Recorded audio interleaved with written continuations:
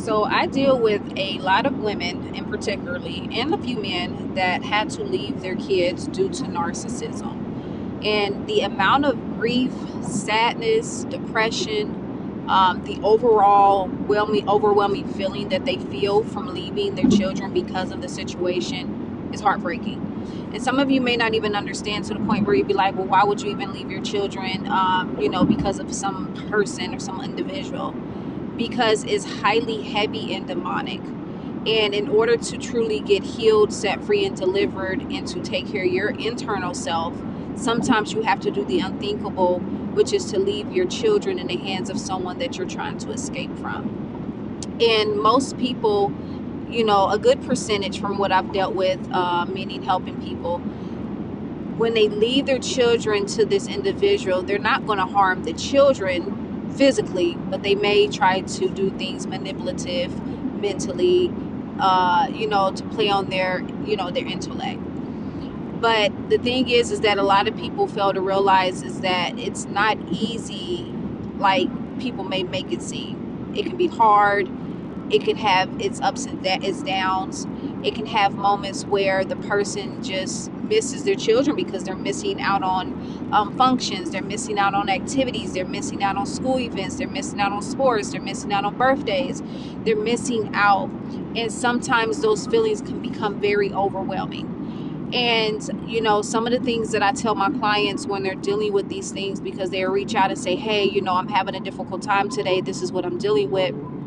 I have to remind them to remain in God in that season, because you will have some days, I'm talking about days back to back, where you're emotional.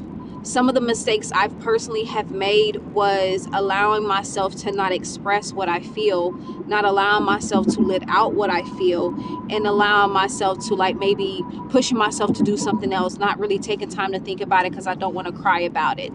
And honestly, sometimes in that moment, it sounds good, but I'm here to tell you, but that's one of the worst things you can do, because when it's time to finally let it out, I'm here to tell you that you will be crying so much that you can't breathe. And I'm telling you through experience. There has been moments where I have held it in for so long because I was refusing to allow myself to feel the emotions, because I knew I was doing what God had called me to do.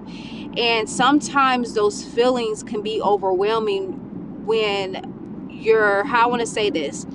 when your mind and your body and your emotions want something outside of what God is telling you He wants you to do for the moment, because it will benefit you in the long run. And because we want that temporary fix, that temporary pleasure, that temporary feeling, it'll put you in a position where you be asking God and questioning God, and God, why are you having me to do this? God, why do I have to leave? God, why do I have to miss out? God, how is this a part of your plan, God? And all along is because God is saying that I'm healing that little girl on the inside. I'm healing that little boy on the inside. I'm healing you from that relationship that you went through. And sometimes you can't heal when you have others around you. I did that because you need to take a moment of silence. I even here to silence this video for a second and to think about that. Sometimes God have to get you away from the environment, get you away from even your children, get you away from even your parents, whoever you are around and used to, that would soothe that person. Meaning, when you were going through that narcissistic abuse, there was a person on, that person, not on the inside, but that person that was there that would help soothe that pain. For some of you, when you were going through narcissism, your children have became your crutch. And I want to emphasize on children. Your child had became your crutch. It had became the reason for living. It had became the reason for your motivation. It became the reason to get that degree. Became the reason to go to church. It became that reason to build your relationship with God. But what happens when your child or your children is no longer there? What becomes your reason for living? What becomes your reason to breathe? What becomes your reason to work? What becomes your reason to minister? Because when those things are removed from you, you begin to see the true person on the inside and the hurting person on the inside. It's just that child or those children was what was medicating you. And sometimes God have to remove them for a season. The season can be a year, 2, 3, 4, 5. It can be however long God feels that is needed to get you healed on the inside so that you can truly rely and trust only on Him. I'm here to tell you that I have been through a great deal of narcissism in my life. Everything that I'm telling you, I have experienced personally. I have helped people through this narcissistic abusive stuff. I've helped people leave. I've helped people overcome not seeing their kids 2, 3 years. I know a person right now who has not seen their children for 3+ years.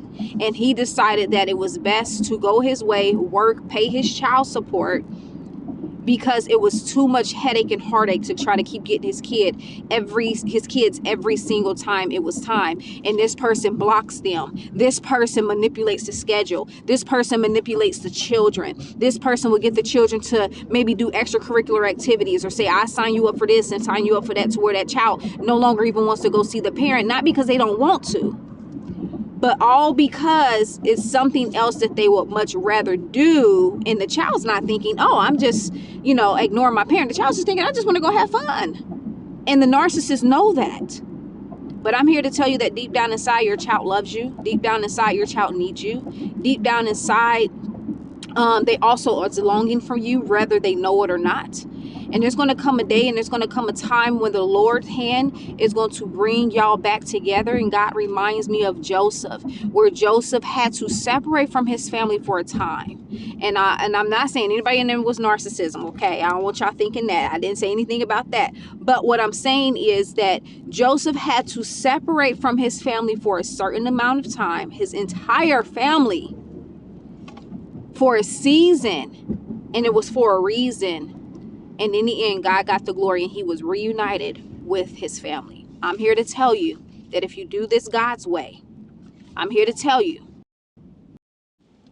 that if you hang in there and trust the process, I'm here to tell you that everything is going to be okay. One day you will look up and all of this will be behind you. And you'll be like, dang, God, this was the purpose of all of this. Be blessed.